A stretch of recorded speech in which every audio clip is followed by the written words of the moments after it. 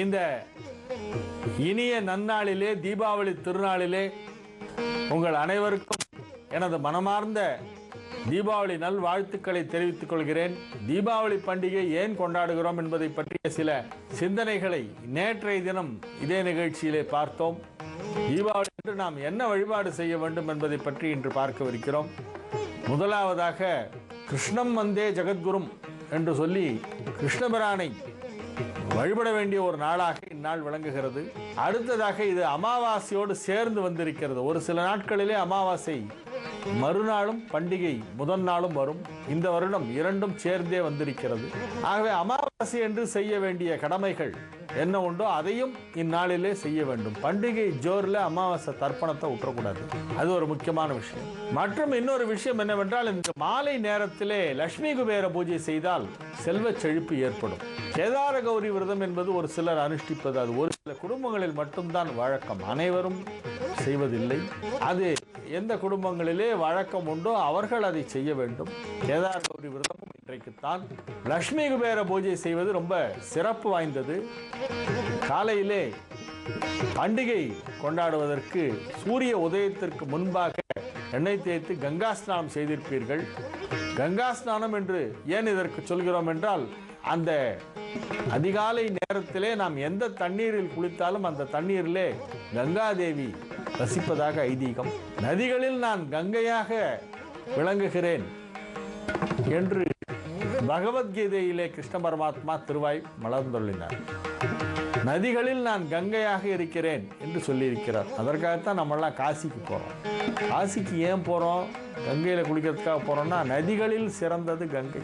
கிருஷ்ண பரமாத்மாவுடைய திருவாய்மொழியிலேயே நதிகளில் நான் கங்கையாக இருக்கிறேன் என்று சொல்வதால் அந்த கங்கையில் போய் நாம் காசியிலே குளித்து விட்டு வருகிறோம்.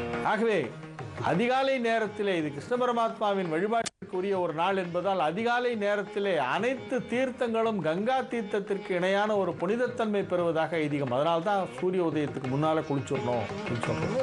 இந்த எர்லி மார்னிங்ல எந்த தீர்த்தத்தில் குளிச்சாலும் அது கங்கை ஜலம்.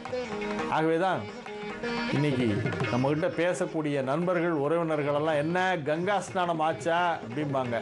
எந்த தண்ணியில் குளிச்சாலும் அது கங்கா ஸ்நானம் தான். இன்னைக்கு மாலை நேரத்திலே லட்சுமி குபேர பூஜை செய்வது ரொம்ப விசேஷம். வறுமை என்ற சொல்லே 7 தலைமுறைக்கு வராது. தீபாவளி அன்னைக்கு லட்சுமி குபேர பூஜை பண்ணா ஷார்ட்டேஜ், பட்ஜெட்ல துண்டு விழுது, வருமானம் பத்தலை, கஷ்டப்படுறேன் இப்படிலாம் சொல்லுவாங்களே, அந்த வார்த்தைகள் எல்லாம் உங்களுடைய அகராதியிலிருந்தே நீக்கப்படும். உங்களுடைய அகராதியிலிருந்தே இல்லாமை என்னும் சொல் நீக்கப்படும். அப்படி ஒரு ஐஸ்வர்யம் பெருகும். தீபாவளி அன்று சாயந்தரம் 6 மணிக்கு லட்சுமி குபேர பூஜை பண்ணணும். 5:30 மணியிலிருந்து 7 மணி வரைக்கும் அழகாக ஒரு தீபத்தை குத்து விளக்கு ஏற்றி 5 முகம் தெரி போட்டு நல்லெண்ணெய் விட்டு தீபம் ஏற்றி ஒரு சிறிய காமாட்சி விளக்கு மாதிரி ஒரு சின்ன விளக்கு வச்சு அதில் ஒரு சின்னதாக ஒரு நெய் தீபம். லட்சுமி தேவிக்கு நெய் தீபம் ரொம்ப விசேஷம். ஆனால் பெரிய விளக்கு, குத்து விளக்கு நல்லெண்ணெயில் இருக்கணும். அதுக்கப்புறமா அடிஷ்னலாக ஒரு நெய் தீபம் ஏற்றலாம். ஏற்றி லட்சுமி குபேர பூஜை என்று செய்வதற்கு அதுக்கு தனியாக புஸ்தகம் எல்லாம் கிடைக்கும். அது வழிமுறைகள் எல்லாம் அந்த நூலிலே சொல்லப்பட்டிருக்கிறது. குபேர அஷ்டோத்திரம் அதிலே இருக்கும். குபேர அஷ்டோத்திரத்தை சொல்லி பூஜை செய்யலாம்.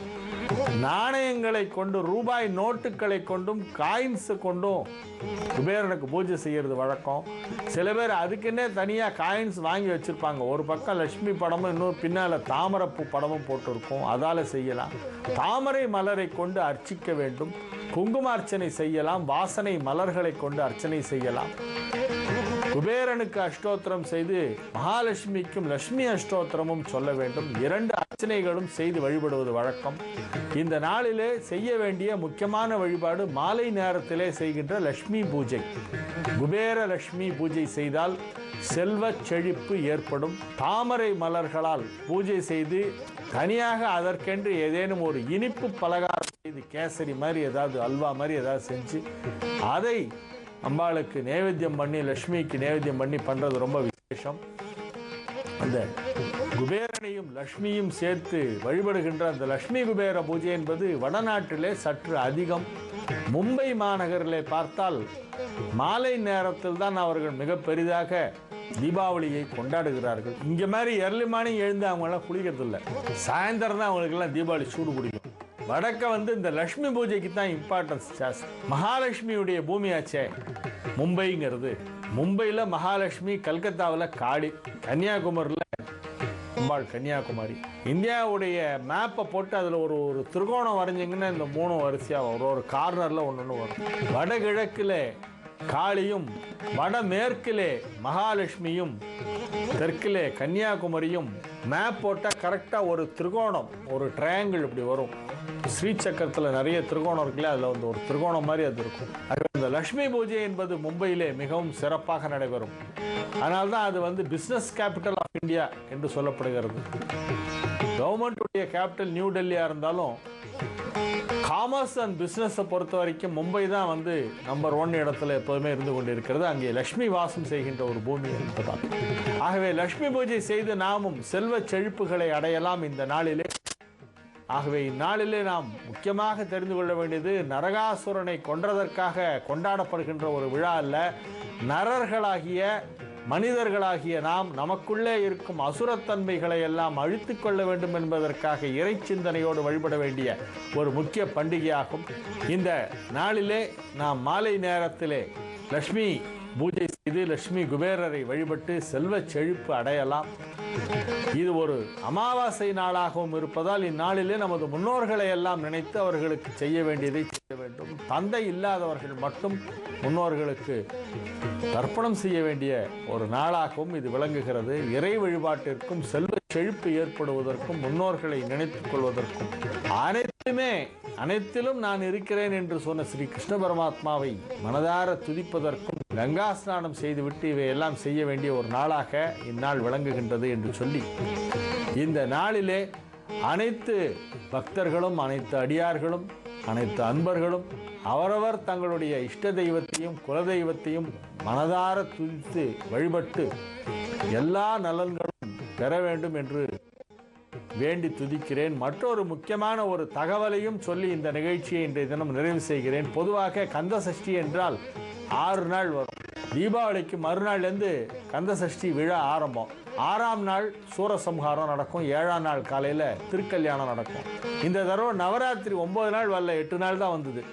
அதே மாதிரி கந்த சஷ்டியும் 6 நாள் வரல, 5 நாள் தான் வருது. அதனால 6 நாள் பட்டினி கிடக்க வேண்டாம். விரதம் இருக்கிறவங்களுக்கு ஒரு நாள் குறையிறது. நாளைய தினம் வியாழக்கிழமை என்று ஆரம்பமாகி வியாழன், வெள்ளி, சனி, ஞாயிறு, திங்கட்கிழமை என்று கந்த சஷ்டி சூரசம்ஹாரம், திருச்செந்தூர் சூரசம்ஹாரம் திங்கட்கிழமை என்று நிகழ்கிறது என்று சொல்லி, இந்த வருடம் மட்டும்தான் இந்த மாதிரி 6 நாள் இல்லாமல் 5 நாளோட சஷ்டி விரதம் முடியறது. நவராத்திரி ஒரு நாள் கம்மியாக வந்தது, சஷ்டியும் ஒரு நாள் கம்மியாக வருது என்று சொல்லி, மீண்டும் நாளை நிகழ்ச்சியிலே சந்திக்கும் வரை உங்களிடமிருந்து தற்காலிகமாக விடைபெற்றுக் கொள்வது உங்கள் வழிகாட்டி ஜோதிடர் ஹரிகேசநல்லூர் வெங்கட்ராமன். வணக்கம்.